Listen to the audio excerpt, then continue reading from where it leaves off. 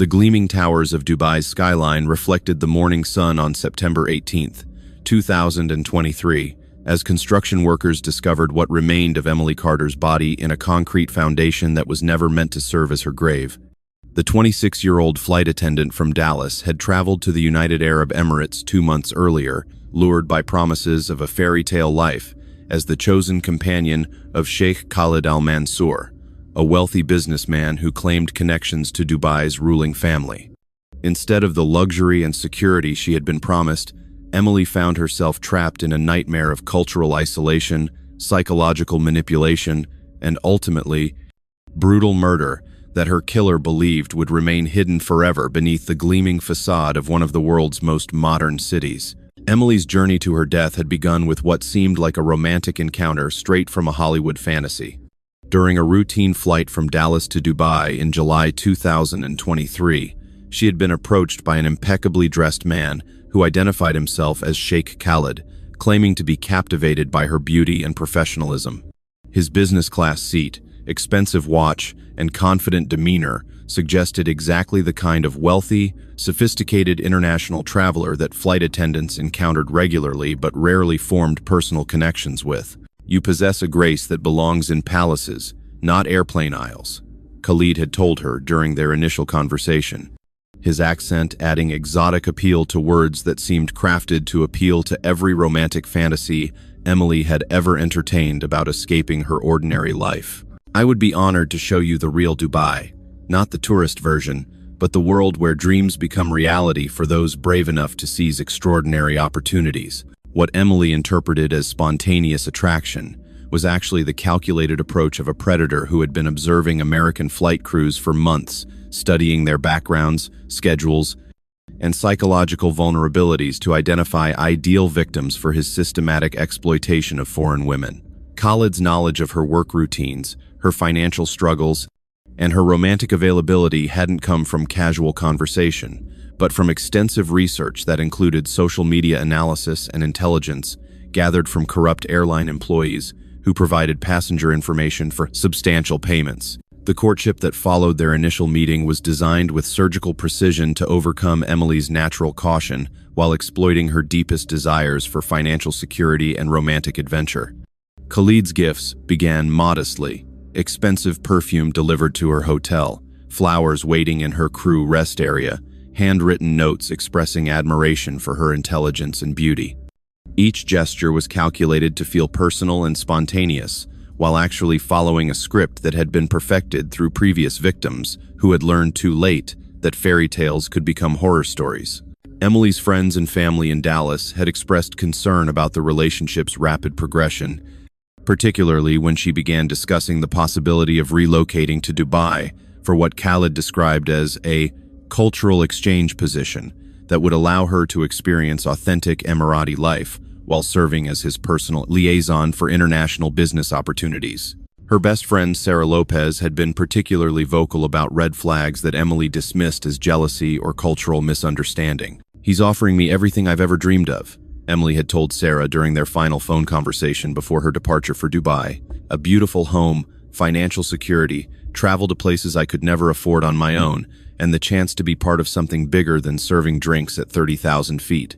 How can I pass up the opportunity of a lifetime just because it seems too good to be true?" The opportunity that Khalid presented involved Emily relocating to Dubai as his cultural consultant and personal companion, with promises of a generous salary, luxury accommodations, and eventual marriage that would provide her with permanent residency in one of the world's most affluent societies. The contract documents he provided appeared legitimate, complete with official seals and legal terminology that suggested substantial financial benefits for minimal work requirements. What Emily didn't understand was that the documents were designed not to protect her interests, but to facilitate her complete isolation from support systems while providing Khalid with legal control over her presence in the UAE. The visa arrangements, housing agreements, and employment contracts all contained clauses that would make her departure dependent on his approval, while eliminating her ability to seek assistance from American authorities if circumstances became dangerous. By the time Emily arrived in Dubai on July 20th, 2023, She was already trapped in a web of legal and financial dependencies that Khalid had spent months constructing. The luxury lifestyle he had promised would prove to be a gilded cage designed to facilitate systematic abuse that culminated in murder when Emily finally attempted to escape. Her body's discovery 60 days later would expose a pattern of exploitation and violence that had claimed multiple victims, hidden beneath the glamorous surface of Dubai's international business community.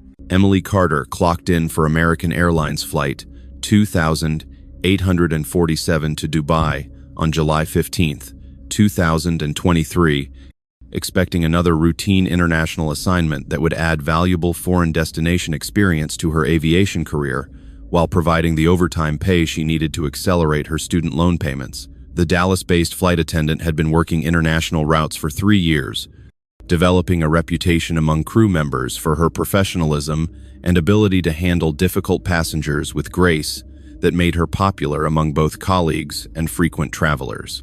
The flight's passenger manifest included the usual mixture of business travelers, vacationing families, and oil industry executives that characterized the Dallas-Dubai route, but Emily's attention was immediately drawn to the man in seat 3A, who carried himself with an authority that seemed to command respect from other first-class passengers. Sheikh Khalid Al-Mansour appeared to be in his early 40s, impeccably groomed and dressed in custom-tailored clothing that suggested substantial wealth, while his confident demeanor indicated someone accustomed to having his needs anticipated and met without question. Khalid's initial interaction with Emily followed patterns that experienced flight attendants recognized as typical wealthy passenger behavior: polite but entitled, friendly but maintaining appropriate boundaries, generous with compliments about service quality, while making subtle requests for special attention. His manner was sophisticated enough to avoid creating discomfort, while establishing himself as someone whose approval might lead to better career opportunities in the international aviation industry. "Your service reflects training that goes beyond standard airline protocols," Khalid observed during the meal service, his comment delivered with the kind of professional assessment that suggested expertise in evaluating service quality. "Have you considered opportunities in private aviation or hospitality consulting? The Middle East offers exceptional positions for Americans with your qualifications and cultural sensitivity." Emily's response revealed the financial pressures and career ambitions that made her vulnerable to sophisticated manipulation. Her student loans from flight attendant training school, combined with credit card debt accumulated during periods of reduced flying schedules, had created financial stress that made additional income opportunities particularly appealing. The international aviation industry's emphasis on networking and personal connections made Khalid's interests seem like valuable career development rather than predatory targeting. The conversation that developed over the 13-hour flight covered topics that allowed Khalid to assess Emily's psychological vulnerabilities while presenting himself as a potential mentor and romantic interest. His questions about her career goals, family background, and personal relationships were skillfully disguised as genuine interest, while actually serving reconnaissance purposes that would inform his subsequent manipulation strategy. Khalid's claimed background as a Dubai-based businessman with interests in hospitality, aviation, and cultural exchange provided credible explanations for his knowledge of the airline industry while suggesting legitimate reasons for his interest in Emily's career development. His business cards, which he presented with studied casualness, listed impressive-sounding positions with companies that seemed to offer exactly the kind of international opportunities that ambitious flight attendants sought. The gifts that began arriving during the flight were carefully calculated to impress, without creating obligation or discomfort. Premium champagne sent to the crew rest area, with notes thanking the entire team for exceptional service, expensive chocolates for Emily, specifically with cards praising her professionalism, and invitations to visit Dubai as his guest when her schedule permitted. Each gesture reinforced his apparent wealth and generosity, while establishing a pattern of special attention that made Emily feel chosen among all the flight attendants he could have befriended. Emily's colleagues noticed Khalid's particular interest in her, with senior flight attendant Maria Santos later recalling that his attention seemed more focused than the usual wealthy passenger flirtation we see on international routes. However, the crew's assessment was that Emily was handling the situation professionally while potentially developing a valuable networking connection that could benefit her career in international aviation. The personal information that Emily shared during their conversations provided Khalid with detailed intelligence about her background, financial situation, and romantic availability that would inform his subsequent courtship strategy. Her mentions of student loan debt, her single status, her dreams of international travel, and her frustration with the limitations of domestic flight attendant work all provided psychological leverage points that experienced predators learn to exploit. Khalid's departure from the aircraft in Dubai was choreographed to maintain the romantic tension he had been building throughout the flight while establishing clear intentions for continued contact. His request for Emily's personal contact information was presented as professional networking that might lead to career opportunities, while his invitation for her to contact him during her Dubai layover suggested romantic interest that Emily found flattering rather than concerning. The business card Khalid provided contained contact information that would later prove to be part of an elaborate false identity constructed specifically for predatory purposes. The addresses, phone numbers, and email accounts all functioned properly, but were registered to companies that existed primarily to provide cover for criminal activities rather than conducting legitimate business operations. Emily's decision to accept Khalid's contact information and agree to meet him during future Dubai layovers was influenced by both career ambition and romantic curiosity, creating the opening that sophisticated predators require to begin systematic manipulation. Her excitement about the potential opportunities he represented was shared with crew members, who congratulated her on making valuable international connections that might advance her aviation career. The flight concluded with Emily believing she had encountered a wealthy businessman who could provide both romantic excitement and career advancement opportunities, never suspecting that she had actually been selected as a victim by a predator whose sophisticated methodology had been refined through previous crimes that remained undetected by law enforcement agencies in multiple countries. This case demonstrates how predators exploit professional environments and romantic fantasies to target victims for exploitation. Subscribe to our channel for more true crime investigations that reveal the warning signs of international trafficking and manipulation schemes targeting American women abroad. The systematic seduction of Emily Carter began within hours of her return to Dallas, when Khalid initiated a carefully orchestrated campaign designed to overwhelm her defenses through romantic gestures that seemed spontaneous but followed a sophisticated manipulation script. The first contact came through a flower delivery to her apartment, accompanied by a handwritten note expressing gratitude for the most engaging conversation I've experienced in years of international travel, setting the tone for a courtship that would progressively escalate until Emily felt unable to resist his ultimate proposal. Khalid's research into Emily's background had provided him with detailed knowledge of her daily routines, work schedule, and personal preferences that allowed him to time his romantic gestures for maximum psychological impact. Flowers arrived when she was struggling with particularly stressful flight assignments. Thoughtful messages appeared during her days off when she felt isolated and lonely.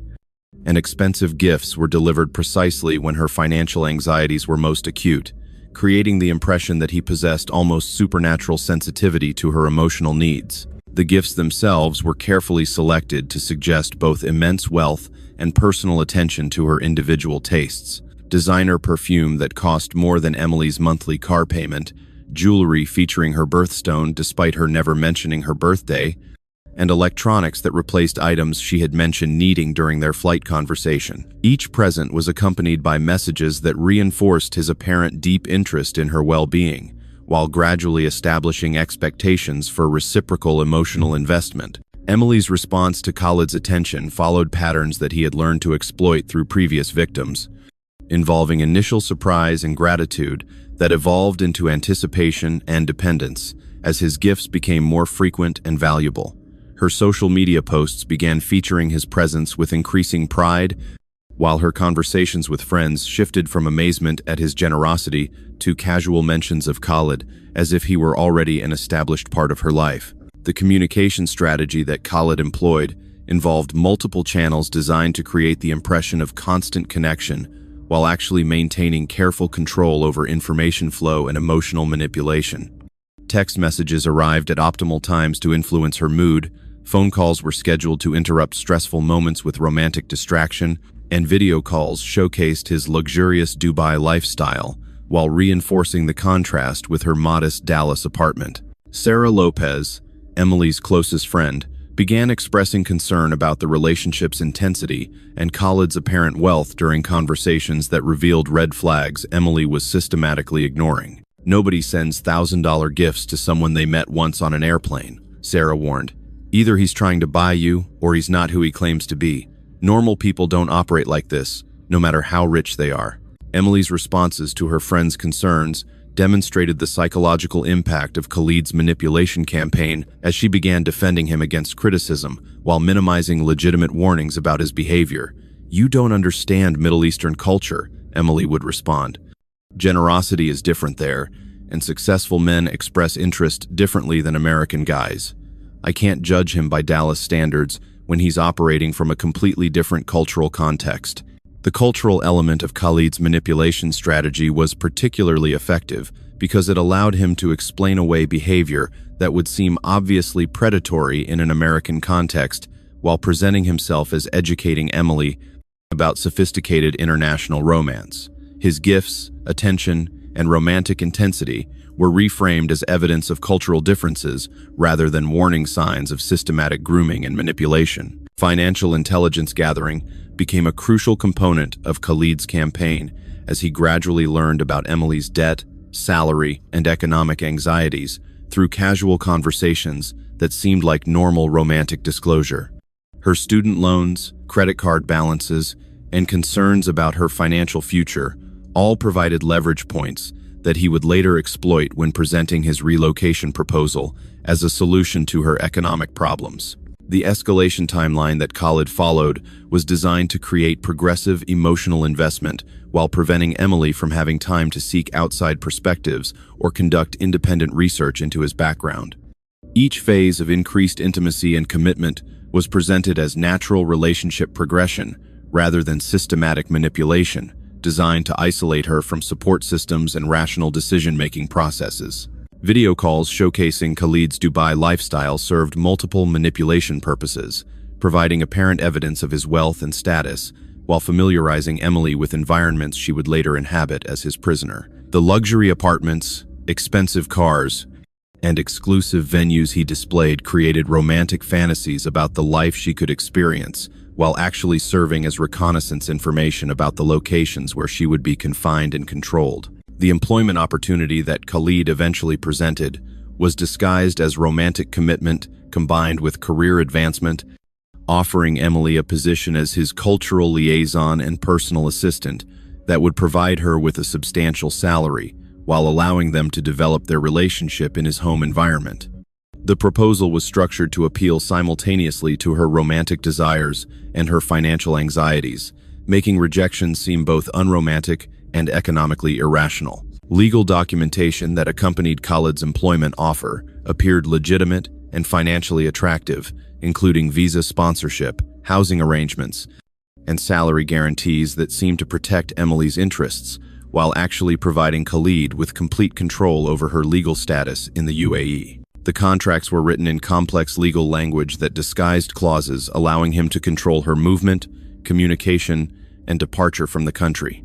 Emily's decision to accept Khalid's proposal was influenced by months of systematic psychological manipulation that had gradually eroded her ability to assess risks rationally while creating emotional and financial dependencies that made his offer seem irresistible. Her excitement about the opportunity was shared with friends and family who expressed concern but were unable to prevent her departure for what she believed would be the adventure of a lifetime. The final phase of preparation involved Khalid providing Emily with detailed instructions about her travel arrangements, documentation requirements, and behavioral expectations that would govern her life in Dubai, all presented as helpful guidance for someone unfamiliar with Middle Eastern culture rather than the control mechanisms they actually represented. Emily Carter's arrival at Dubai International Airport on July 20th, 2023, was orchestrated to reinforce every romantic fantasy that Khalid al-Mansour had been building during their 2-month courtship, with luxury transportation, exclusive accommodations, and cultural experiences designed to overwhelm her senses while establishing his complete control over her environment. The private car service that collected her from the airport was staffed by drivers who spoke only Arabic, creating immediate linguistic isolation that Khalid would later exploit to prevent her from seeking help or establishing independent social connections. The route from the airport to Khalid's compound took Emily through Dubai's most impressive districts, showcasing architectural marvels and luxury developments that reinforced the image of wealth and sophistication that had attracted her to the relationship. The Burj Khalifa, Palm Jumeirah, and Dubai Marina provided a stunning visual backdrop that made her feel she was entering a fairy tale realm where the ordinary rules of her Dallas existence no longer applied. Khalid's residence exceeded even the grand expectations that his video calls had created, featuring marble floors, crystal chandeliers, and furnishings that suggested unlimited financial resources combined with sophisticated aesthetic sensibilities. The property's design incorporated traditional Arabic architectural elements with modern luxury features, creating an environment that felt both exotic and comfortable, while subtly emphasizing Emily's complete dependence on her host's hospitality. The welcoming ceremony that Khalid had arranged included traditional Arabic music, elaborate flower arrangements, and a feast featuring cuisine that Emily had never experienced, creating sensory overload that prevented her from noticing subtle indicators of the control systems he had embedded throughout the property. Security cameras disguised as decorative elements, communication jammers hidden in artwork, and locks that required biometric authentication were all concealed within the luxury aesthetic. Emily's assigned living quarters were presented as a private guest suite, designed specifically for her comfort and privacy, but were actually configured to facilitate surveillance and control while preventing unauthorized departure. The luxurious furnishings and high-end amenities disguised the fact that windows were sealed, internet access was monitored and filtered, and the room could be locked from the outside without her knowledge. The staff members who attended to Emily's needs appeared to be devoted household employees, but were actually part of Khalid's security apparatus, trained to monitor her activities while maintaining the facade of traditional Arabic hospitality. Their inability to speak English was presented as cultural authenticity, but actually served to prevent Emily from developing relationships that might provide assistance or emotional support during her captivity. Khalid's behavior during Emily's first week in Dubai demonstrated sophisticated psychological manipulation designed to establish behavioral expectations while preventing her from recognizing the true nature of her situation. His attention oscillated between overwhelming affection and subtle criticism, creating emotional instability that made her increasingly dependent on his approval while discouraging independent decision-making or assertive behavior. The cultural orientation that Khalid provided served dual purposes of appearing helpful while actually programming Emily to accept restrictions on her freedom as necessary adaptations to local customs. His explanations about women's behavior, expectations, communication protocols, and social limitations were presented as temporary guidance for someone unfamiliar with Arabic culture, rather than permanent constraints on her autonomy.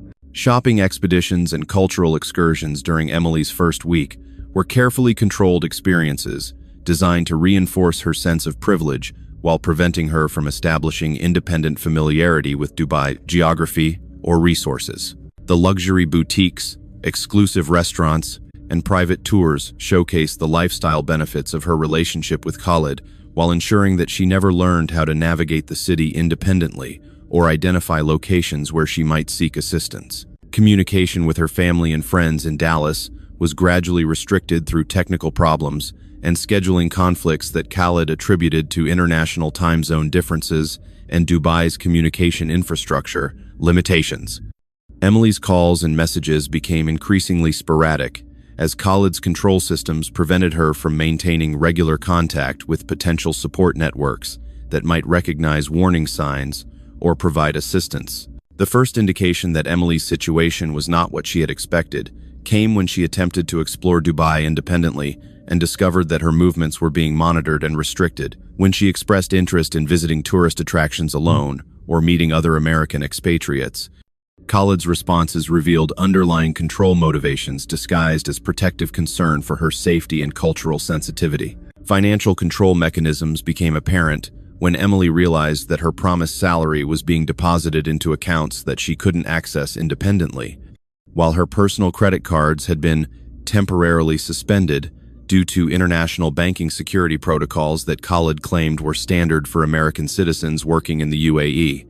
Her economic independence was systematically eliminated while maintaining the fiction that these restrictions were temporary administrative requirements. The employment duties that Khalid assigned to Emily bore no resemblance to the cultural liaison position described in their contract discussions, instead involving personal service activities that gradually escalated from professional assistance to intimate servitude. Her protests about the discrepancy between promised responsibilities and actual demands were met with manipulation tactics designed to make her feel ungrateful and culturally insensitive. Social isolation became complete when Emily discovered that her visa status prevented her from leaving Khalid's property without his explicit permission and escort, while her legal standing in the UAE was entirely dependent on his continued sponsorship. The fairy tale opportunity she had accepted was revealed to be a carefully constructed trap that provided Khalid with absolute control over her freedom, communication, and survival. The psychological impact of recognizing her true situation created severe emotional distress that Khalid exploited to increase his control, offering comfort and reassurance contingent on her compliance, while threatening abandonment and legal consequences if she continued expressing dissatisfaction with arrangements he claimed were motivated by love and cultural necessity. By August 2023, Emily Carter's life in Dubai had settled into a routine of luxurious imprisonment that combined material comfort with systematic psychological torture, as Sheikh Khalid Al-Mansour refined his control mechanisms while maintaining the fiction that her restrictions were motivated by cultural sensitivity and protective love. The daily schedule he imposed was presented as structure designed to help her adapt to Middle Eastern lifestyle patterns, but actually served to eliminate her autonomy while monitoring her every activity and emotional response. Emily's living conditions represented a sophisticated form of captivity that provided physical luxury while denying fundamental freedoms, creating cognitive dissonance that made her question her own perceptions rather than recognizing the abuse she was experiencing. Her suite featured every material comfort she could desire: designer clothing, gourmet meals, entertainment systems, and personal care services, while denying her access to communication, transportation, or human contact beyond Khalid's controlled interactions. The psychological manipulation that Khalid employed during this period involved alternating between expressions of intense affection and subtle threats of abandonment that kept Emily in a constant state of anxiety about maintaining his approval. His explanations for her restrictions evolved to encompass security concerns, legal complications, and cultural adaptation requirements that made her feel grateful for his protection, while accepting limitations that would have been obviously abusive in any other context. Communication with her support network in Dallas became increasingly difficult as technical problems, and scheduling conflicts prevented Emily from maintaining regular contact with friends and family who might recognize warning signs or provide emotional support. Her messages and calls were monitored and filtered through systems that Khalid controlled, allowing him to shape the information flow while preventing Emily from describing her true circumstances to potential rescuers. Sarah Lopez grew increasingly concerned about Emily's sporadic communication patterns and the changes in her friend's personality that became apparent during their brief phone conversations. She sounded different, Sarah would later tell investigators, careful, like she was choosing her words to avoid making someone angry, and she kept talking about how grateful she was for everything Khalid was doing for her, even when I asked direct questions about whether she was happy. The employment responsibilities that Khalid assigned to Emily bore no resemblance to the professional position described in their original agreement, instead involving personal service activities that progressively violated her boundaries while being presented as cultural education and relationship development.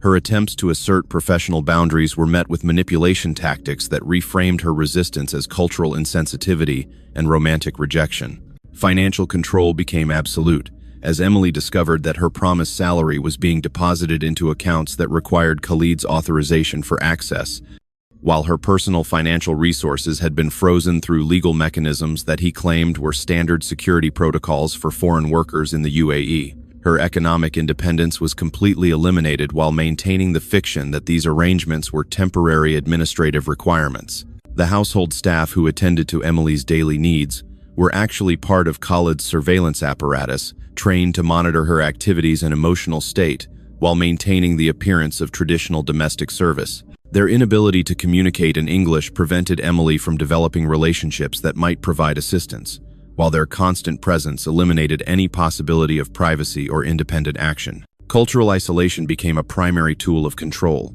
as Emily realized that her understanding of UAE society was entirely filtered through Khalid's interpretation, preventing her from developing independent knowledge about her legal rights, available resources, or cultural norms that might contradict his explanations for her restrictions. His claimed expertise about local customs and laws became the sole source of information about her situation. Physical restrictions on Emily's movement were implemented gradually and justified through security concerns and cultural sensitivity requirements that made her feel protected rather than imprisoned. The property's security systems, presented as necessary precautions for wealthy residents, actually functioned as prison infrastructure that prevented unauthorized departure while monitoring her location and activities at all times. The medical monitoring that Khalid introduced was disguised as health optimization and cultural adaptation support, but actually involved drugs and supplements designed to affect Emily's cognitive function and emotional stability. The substances were presented as necessary adjustments for climate adaptation and stress management, while actually serving to increase her dependency and reduce her ability to plan, escape, or resistance. Psychological conditioning techniques that Khalid employed included reward and punishment systems designed to modify Emily's behavior while making her increasingly dependent on his approval for emotional stability. Compliance with his demands was rewarded with temporary increases in privileges and affection, while resistance resulted in withdrawal of comfort and threats of abandonment that created intense anxiety about maintaining his favor. The gradual escalation of abuse followed patterns that made each new violation seem like natural progression rather than systematic boundary violation, preventing Emily from recognizing the full extent of her situation until escape had become practically impossible. Physical intimacy became coercive rather than consensual, while emotional manipulation made her feel responsible for maintaining harmony in their relationship. Religious and cultural indoctrination became part of Khalid's control strategy, as he introduced Islamic practices and Arabic cultural elements that were presented as educational experiences, but actually served to further isolate Emily from her American identity and value system. The spiritual confusion that resulted made her more vulnerable to manipulation while providing additional justification for restrictions on her behavior. The social events that Khalid occasionally allowed Emily to attend were carefully staged performances designed to showcase their relationship while preventing her from establishing independent social connections or learning about resources that might assist her escape. Her interactions with other expatriates were monitored and controlled to ensure that she couldn't communicate her true circumstances or develop support networks. By the end of August, Emily's psychological state had deteriorated to the point where she was experiencing symptoms of trauma, bonding, and learned helplessness that made resistance seem both impossible and ungrateful. While Khalid's control systems had become so comprehensive that escape would require resources and assistance that seemed completely unavailable. The first clear indication that Emily Carter was in serious danger came through a series of increasingly desperate text messages sent to her friend Sarah Lopez during the second week of September 2023, when Emily briefly gained access to unmonitored communication during a moment when Khalid's surveillance systems experienced technical difficulties. The messages, sent in rapid succession between 2:17 a.m. and 2:23 a.m. Dubai time, provided the clearest evidence yet that the luxury lifestyle Khalid had promised had become a nightmare of control and abuse. "Sarah, I need help. This isn't what I thought it would be. Khalid won't let me leave, and my passport is locked away. I can't call the embassy because he monitors everything. If something happens to me, tell my parents I love them and that I tried to come home." The message was followed immediately by another. "He says if I try to contact authorities, he'll claim I'm mentally unstable and have me committed. I don't know what to do. I'm scared." Sarah's immediate response was to call Emily's phone number, but the calls went directly to voicemail, with messages indicating that the number was no longer in service. Her attempts to reach Emily through social media platforms revealed that all of Emily's accounts had been deactivated or were showing minimal activity with posts that seemed inconsistent with her personality and writing style, suggesting that Khalid had taken control of her digital presence to maintain the appearance of normalcy. The content analysis of Emily's messages revealed specific details about her situation that demonstrated systematic captivity rather than relationship difficulties, including references to locked doors, monitored communications, confiscated identification documents, and threats of legal retaliation if she attempted to seek help. The messages indicated that Emily had been planning an escape attempt, but was deterred by Khalid's warnings about the consequences of defying his authority. Sarah's decision to contact Emily's parents in Dallas initiated a family crisis, as the Carter family realized that their daughter's exciting international opportunity had become a dangerous situation requiring immediate intervention. Emily's mother, Patricia Carter, had been growing concerned about the changes in her daughter's communication patterns, but had attributed them to cultural adjustment and busy work schedule rather than recognizing them as indicators of abuse and captivity. The family's initial attempts to contact Emily through official channels revealed the sophisticated nature of Khalid's control systems. As phone calls to his business, numbers were met with polite responses, indicating that Emily was traveling and would return calls when convenient. Email messages to Emily's work address received automated responses, suggesting that she was involved in intensive cultural training that limited her availability for personal communications. American embassy officials in Abu Dhabi initially treated the Carter family's concerns as routine consular assistance requests involving Americans who had become involved in complicated personal relationships abroad. The case was assigned to Consular Officer Linda Green, whose experience with similar situations had taught her to distinguish between genuine emergencies and family disputes about romantic choices that required diplomatic rather than rescue intervention. However, the specific details provided by Emily's messages suggested patterns consistent with human trafficking and forced captivity that triggered enhanced investigative protocols.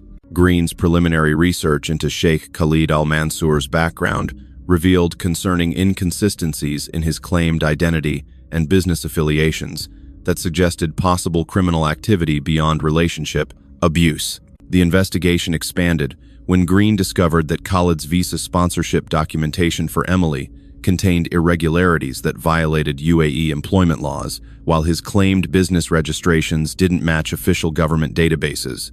The discrepancies suggested that Emily's legal status in the UAE might be fraudulent, providing Khalid with additional leverage over her while complicating official assistance efforts. Dubai police liaison Omar Rahman was contacted through diplomatic channels when it became apparent that Emily's situation might involve violations of UAE laws regarding employment fraud and human trafficking. Rahman's initial assessment was that the case required careful handling due to Khalid's claimed connections to influential families, but the evidence provided by Emily's messages warranted official investigation, despite potential political sensitivities. Technical analysis of Emily's messages revealed that they had been sent from a device and location different from her usual communication patterns, suggesting that she had gained temporary access to unmonitored systems during a brief window of opportunity. The metadata indicated that the messages were authentic rather than fabricated, while their content demonstrated knowledge of specific details about Khalid's property and security measures that could only come from direct experience. The timeline reconstruction based on Emily's messages indicated that her situation had been deteriorating progressively since her arrival in Dubai, with increasing restrictions on her freedom coinciding with escalating threats about consequences of resistance. Her references to physical intimidation and psychological manipulation suggested that her captivity involved systematic abuse designed to prevent escape attempts while maintaining her cooperation through fear. International law enforcement cooperation became necessary when it was determined that Emily's case involved potential violations of multiple jurisdictions, including U.S. laws regarding trafficking of American citizens abroad and UAE laws regarding employment fraud and unlawful restraint. The complex legal framework required coordination between multiple agencies while maintaining operational security to prevent Khalid from destroying evidence or harming Emily. The search warrant applications for Khalid's property were complicated by his claimed diplomatic connections and the need to gather evidence without alerting him to official investigation. Rahman's team required substantial evidence of criminal activity before Dubai authorities would authorize operations against someone with Khalid's apparent social and political connections. Emily's final message to Sarah, sent 3 days after the initial desperate communications, was brief but chilling. "He knows I tried to contact you. I'm sorry for everything. Take care of yourself and don't try to find me. It's too dangerous." The message was followed by permanent silence, as Khalid's security measures eliminated Emily's access to any communication systems that might allow her to seek help or warn others about her situation. Detective Omar Rahman's first official involvement in Emily Carter's case began on September 20th, 2023, when U.S. embassy pressure and mounting evidence of criminal activity forced Dubai police to open a formal investigation into Sheikh Khalid Al Mansour's activities, despite his claimed connections to influential families. Rahman's 15 years of experience investigating human trafficking cases had taught him to recognize patterns of abuse and control that distinguished genuine criminal activity from complicated romantic relationships that generate family complaints. The initial intelligence gathering revealed that Khalid's background contained significant discrepancies between his public persona and official government records, suggesting that his claimed royal connections and business empire were largely fabricated to support criminal activities. His registered businesses showed minimal legitimate activity while generating substantial cash flows that couldn't be explained through documented revenue sources, indicating possible money laundering or other financial crimes. Rahman's surveillance team began monitoring Khalid's compound through discreet observation posts that revealed security measures far exceeding normal residential protection, including armed guards, electronic countermeasures, and physical barriers designed to prevent unauthorized access or departure. The facility's configuration was consistent with detention rather than protection, suggesting that Emily and possibly other individuals were being held against their will. The investigation expanded when Rahman discovered that Khalid had been previously investigated for similar activities involving foreign women who had disappeared after entering relationships with him, though political pressure and witness intimidation had prevented successful prosecution. At least 3 other American women had been reported missing after relocating to Dubai for opportunities provided by Khalid, though their cases had been classified as voluntary departures rather than criminal abductions. Financial analysis of Khalid's operations revealed a sophisticated criminal enterprise involving multiple revenue streams, including human trafficking, employment fraud, and systematic exploitation of foreign women attracted by promises of luxury lifestyles.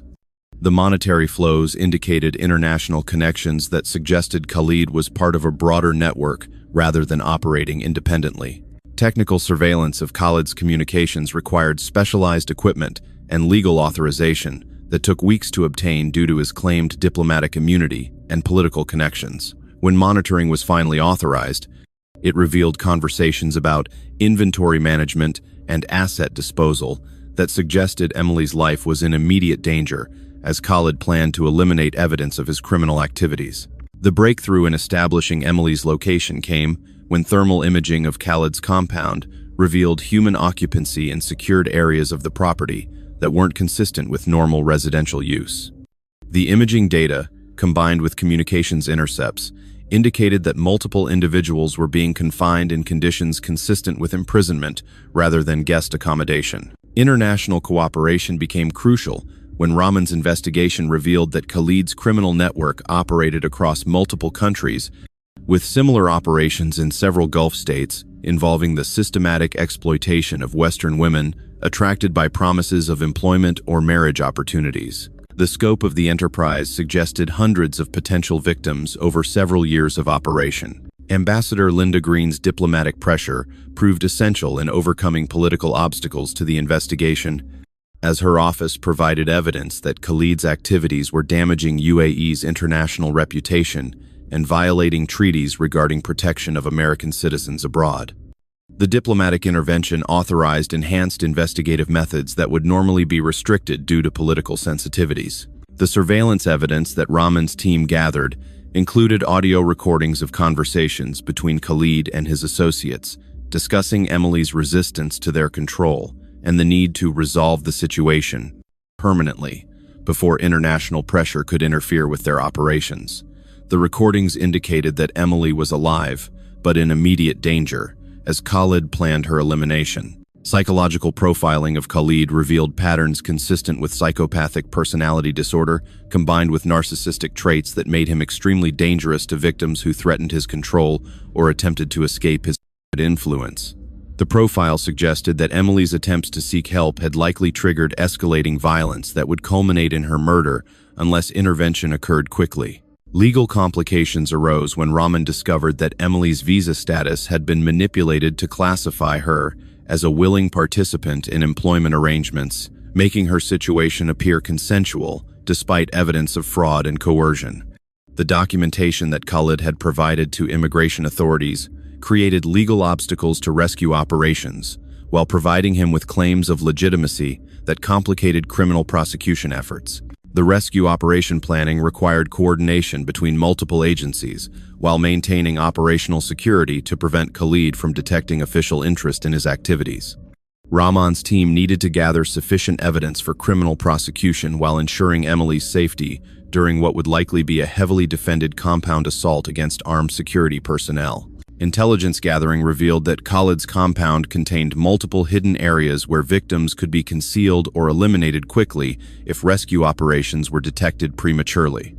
The facility's design included escape routes and evidence destruction capabilities that required precise timing and overwhelming force to prevent successful resistance or elimination of evidence. The international legal framework governing the case required careful navigation of diplomatic protocols, while maintaining urgency appropriate to Emily's deteriorating situation. Rahman's investigation had revealed that previous victims had been murdered when they became too troublesome to control, suggesting that Emily's recent communication attempts had likely triggered final disposal preparations. The joint rescue operation to recover Emily Carter was launched at 4:17 a.m. on September 25, 2023, when Detective Omar Rahman's tactical team, supported by U.S.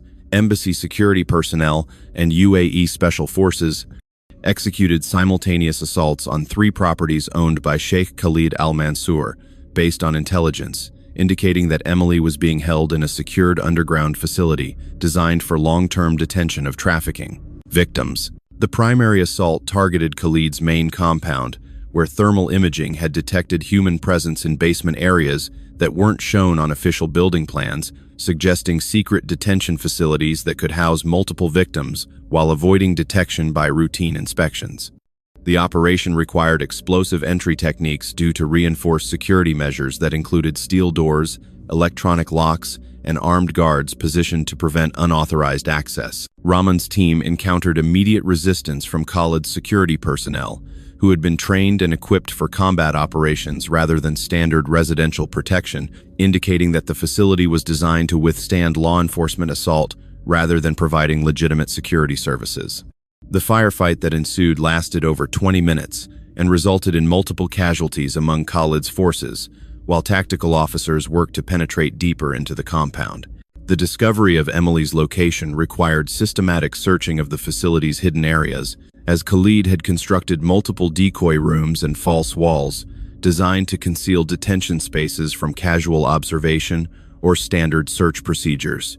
The underground complex contained sophisticated life support systems, surveillance equipment, and restraint mechanisms that demonstrated extensive planning for long-term imprisonment of multiple victims. Emily was found in a secured cell that combined physical restraint with psychological conditioning elements designed to break down victim resistance while maintaining their physical health for ongoing exploitation. Her condition, when discovered, reflected months of systematic abuse, including malnutrition, psychological trauma, and evidence of physical violence that required immediate medical intervention. The medical assessment conducted during Emily's extraction revealed severe dehydration, multiple untreated injuries, and signs of drug administration that suggested Khalid had been using chemical restraints to control her behavior while preventing her from maintaining clear awareness of her situation. The substances found in her system included sedatives and psychoactive compounds that explained the personality changes her friends had noticed during their final communications.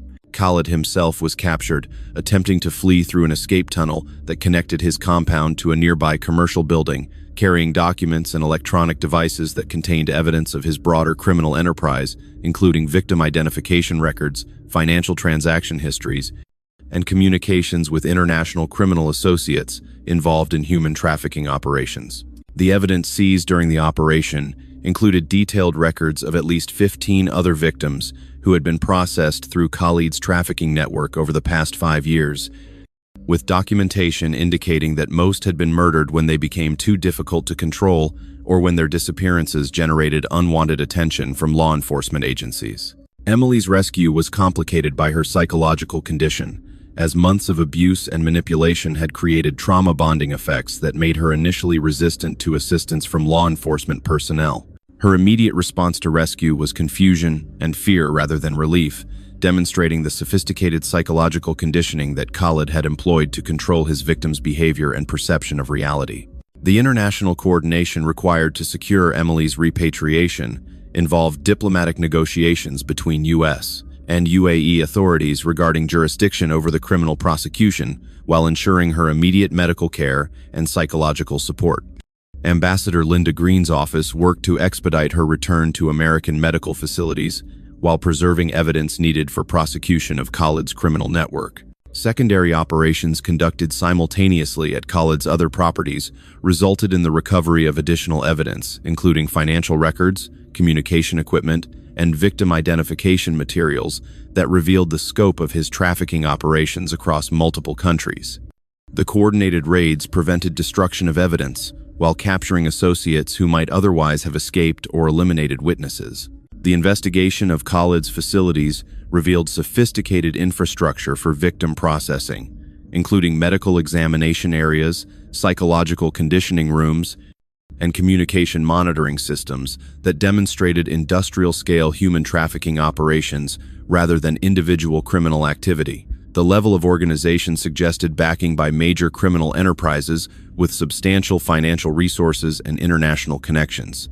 Technical analysis of seized communications equipment revealed ongoing coordination with trafficking networks in multiple countries, indicating that Emily's rescue had disrupted broader criminal operations, involving hundreds of potential victims across international borders. The intelligence gathered provided law enforcement agencies with unprecedented insight into modern trafficking methodologies and organizational structures. The immediate aftermath of Emily's rescue involved extensive debriefing sessions designed to gather intelligence about Khalid's operations while providing her with psychological support for trauma recovery. Her testimony revealed details about other victims who had been processed through the facility, providing leads for additional investigations into missing persons cases across multiple jurisdictions. Media management became crucial, as news of the rescue operation attracted international attention that could potentially compromise ongoing investigations or endanger other victims whose cases were connected to Khalid's network. Rahman's department worked with diplomatic officials to control information release while maintaining public awareness about trafficking dangers. The legal proceedings that followed Emily's rescue required coordination between multiple jurisdictions while addressing complex issues of international law, diplomatic immunity claims, and evidence-sharing agreements that affected prosecution strategy.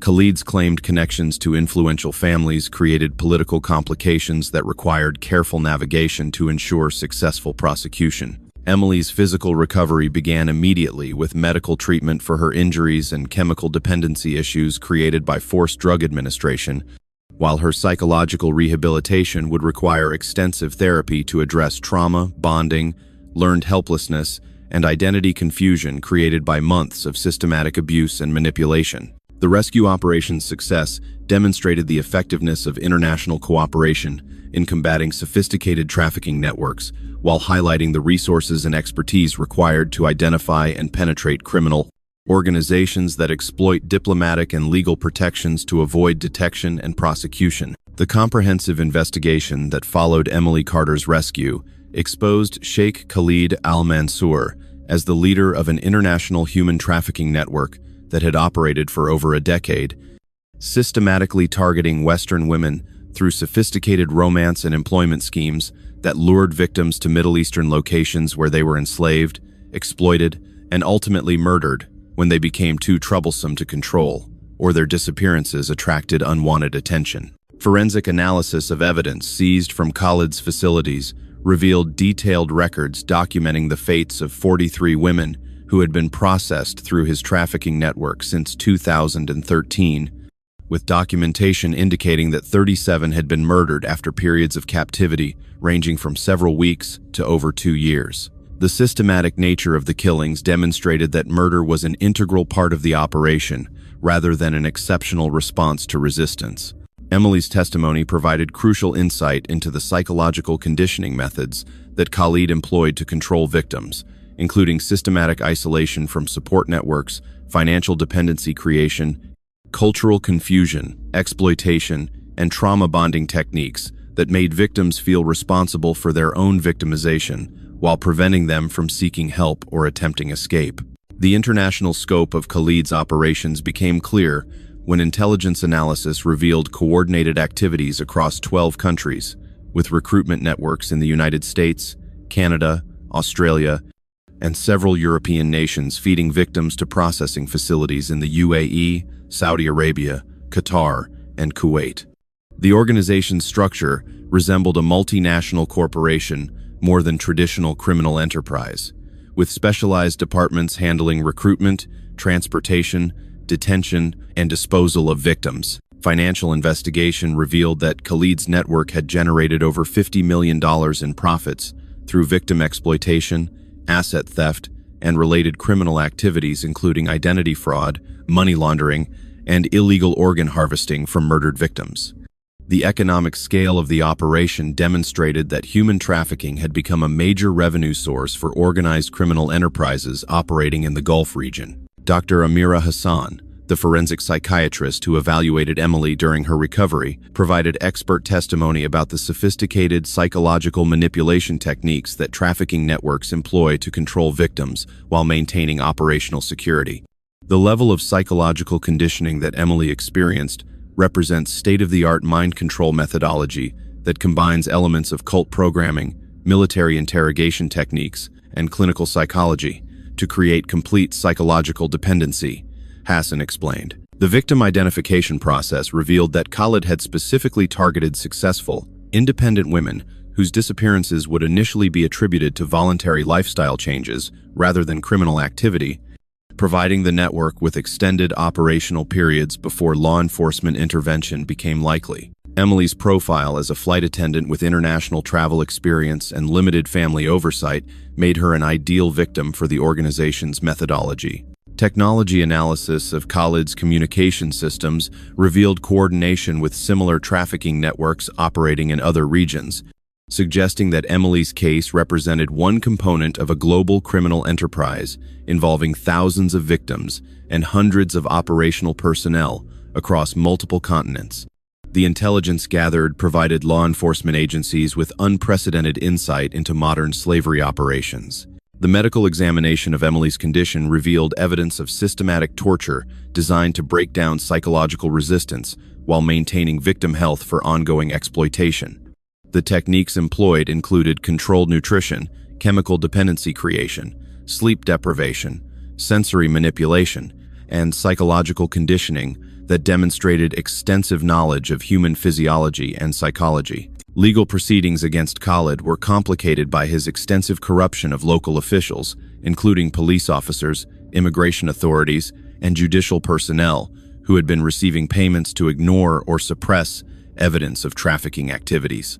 The investigation revealed that corruption extended to the highest levels of local government, requiring federal intervention to ensure successful prosecution. International cooperation became essential when evidence revealed that Khalid's network included operational cells in multiple countries that continued functioning after his arrest, potentially endangering other victims while attempting to eliminate evidence that might implicate additional network members. Coordinated arrests across 5 countries resulted in the capture of over 60 network associates involved in various aspects of the trafficking operation. The psychological profile developed for Khalid characterized him as a sophisticated psychopath whose criminal activities were motivated by both financial gain and sadistic pleasure derived from controlling and destroying successful women. His systematic approach to victim selection, conditioning, and disposal demonstrated planning abilities and emotional detachment that made him extremely dangerous to society.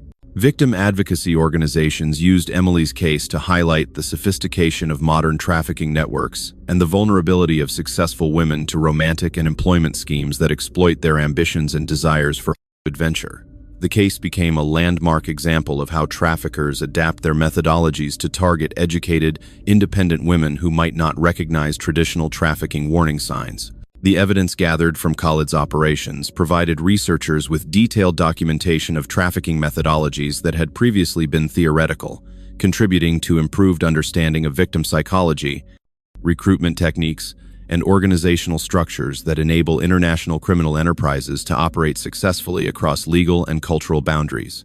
Emily's recovery process involved extensive therapy to address complex psychological trauma, including Stockholm Syndrome, learned helplessness, identity confusion, and post-traumatic stress disorder, resulting from months of systematic abuse and manipulation. Her testimony became crucial evidence in prosecuting not only Khalid, but also network associates whose operations had been exposed through the investigation. The case demonstrated that modern trafficking operations employ sophisticated psychological and technological tools that make detection and prosecution extremely difficult without international cooperation and specialized expertise, recognizing patterns that distinguish criminal activity from legitimate business or romantic relationships. The broader implications of Khalid's network extended beyond individual criminal prosecution to reveal systemic vulnerabilities in international travel, employment verification, and diplomatic protection that enable sophisticated criminal enterprises to exploit legal frameworks designed to facilitate legitimate international business and cultural exchange. 3 years after her rescue from Sheikh Khalid al-Mansour's trafficking network, Emily Carter has become a leading advocate for trafficking awareness and international victim protection, using her experience to educate others about the sophisticated methods that modern criminal enterprises employ to exploit ambitious women seeking opportunities abroad. Her recovery, while ongoing, has enabled her to transform her trauma into a powerful tool for preventing similar crimes and supporting other survivors. The Emily Carter International Safety Foundation, established in 2024, provides resources for women considering international employment or relationship opportunities, offering background verification services, safety protocols, and emergency support systems that could have prevented Emily's victimization. The Foundation's educational programs focus on recognizing manipulation techniques, verifying romantic partners' backgrounds, and maintaining communication with support networks when traveling abroad. Sheikh Khalid al-Mansour was sentenced to life imprisonment without parole following conviction on 43 counts of murder, human trafficking, fraud, and terrorism-related charges in a trial that exposed the full scope of his criminal network. Additional prosecutions in 12 countries resulted in over 400 years of combined sentences for network associates, while asset forfeiture proceedings recovered over $30 million for victim compensation and crime prevention programs. Detective Omar Rahman received international recognition for his investigation work and has become a leading expert in trafficking network, identification, and disruption, consulting with law enforcement agencies worldwide on cases involving sophisticated international criminal enterprises. His methodologies have been adopted as standard protocols for investigating suspicious disappearances that might involve trafficking operations. The international cooperation protocols developed during the investigation have prevented numerous trafficking operations from claiming additional victims, with early warning systems now in place to identify patterns of suspicious recruitment activity targeting Western women for Middle Eastern opportunities. The enhanced information sharing has led to the prevention of over 200 potential trafficking cases across multiple countries. Emily's testimony in subsequent prosecutions has been crucial in convicting dozens of network associates while providing detailed intelligence about trafficking methodologies that continues to inform law enforcement training, victim protection strategies. Her willingness to relive her trauma through legal proceedings has ensured that Khalid's network was completely dismantled rather than simply disrupted. The diplomatic reforms implemented following Emily's case have strengthened protection for American citizens abroad while improving coordination between consular services and local law enforcement when Americans become victims of international crimes. Ambassador Linda Green's advocacy led to enhanced protocols that prioritize victim safety over diplomatic sensitivities in trafficking cases. Sarah Lopez has become a victim family advocate, helping relatives of trafficking victims navigate complex international legal systems while maintaining pressure on authorities to prioritize rescue and prosecution efforts. Her persistence in seeking help for Emily has been credited with saving not only her friend's life, but also preventing numerous other women from becoming victims of similar schemes. The psychological research conducted during Emily's recovery has contributed to improved understanding of trafficking, victim conditioning, and recovery processes, leading to enhanced treatment protocols that better address the complex trauma created by systematic psychological manipulation and abuse. Her case has become a model for therapeutic approaches to trafficking survivor rehabilitation. Financial investigation techniques developed during the case have become standard tools for tracing trafficking, network assets, and identifying criminal enterprises through their monetary flows. The methods have been successfully applied to numerous subsequent cases, resulting in enhanced asset recovery for victim compensation and crime prevention funding. The UAE has implemented comprehensive reforms to its visa and employment systems that make trafficking operations more difficult to execute while providing better protection for legitimate foreign workers. The changes include enhanced background verification, independent communication requirements, and mandatory check-ins that could prevent future victims from disappearing into criminal networks. International awareness of trafficking methods targeting successful women has increased significantly following Emily's case, with educational programs now standard components of international business training and study abroad preparation. The recognition that traffickers specifically target educated, independent women has challenged assumptions about victim vulnerability and recruitment patterns. Emily continues to work closely with law enforcement agencies investigating trafficking cases, providing expertise that helps identify network patterns and victim conditioning techniques that might otherwise go unrecognized. Her insights have been instrumental in developing improved rescue protocols and victim support services. The case has become a landmark example of how international criminal enterprises exploit globalization and cultural differences to commit sophisticated crimes, while demonstrating that coordinated law enforcement response can successfully combat even the most complex trafficking networks when political will and resources are properly applied. Emily's survival and recovery serve as inspiration for other trafficking victims, while providing concrete evidence that sophisticated criminal networks can be defeated through international cooperation, victim advocacy, and sustained commitment to justice, regardless of the political obstacles that protect criminal enterprises operating across international boundaries.